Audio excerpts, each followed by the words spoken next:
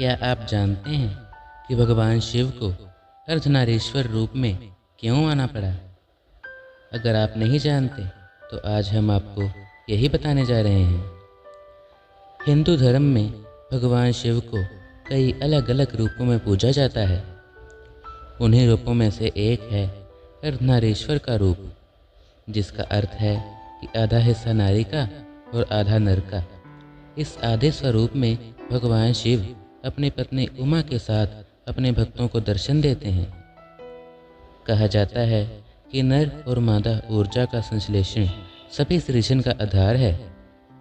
इसलिए शिव और शक्ति एक साथ मिलकर इस ब्रह्मांड का निर्माण करते हैं। शास्त्रों में कहा गया है कि भगवान शिव ने ये रूप अपनी मर्जी से धारण किया था।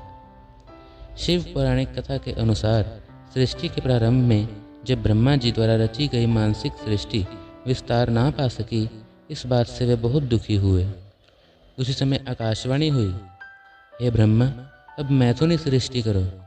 आकाशवाणी सुनकर ब्रह्मा जी ने मैथुनी सृष्टि रचने का निश्चय तो कर लिया, लेकिन उस समय तक नारियों की उत्पत्ति ना होने के कारण वे अपने निश्चय में सफल नहीं हो सके।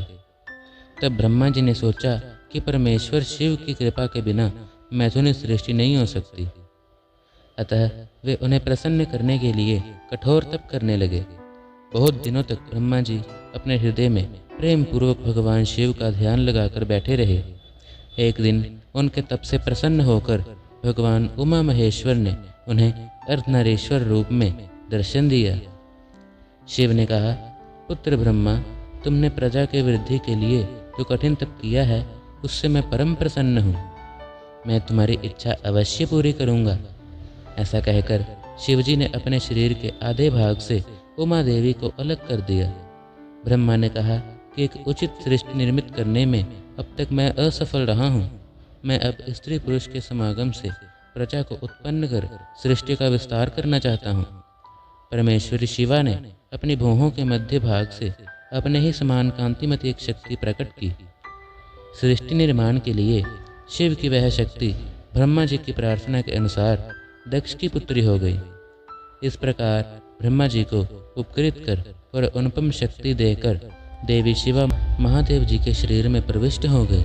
यही है भगवान के अर्धनारीश्वर शिव का रहस्य, और इसी से आगे सृष्टि का संचालन हो पाया।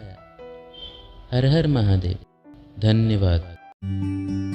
For more updates, subscribe to our channel SM1 Bharat.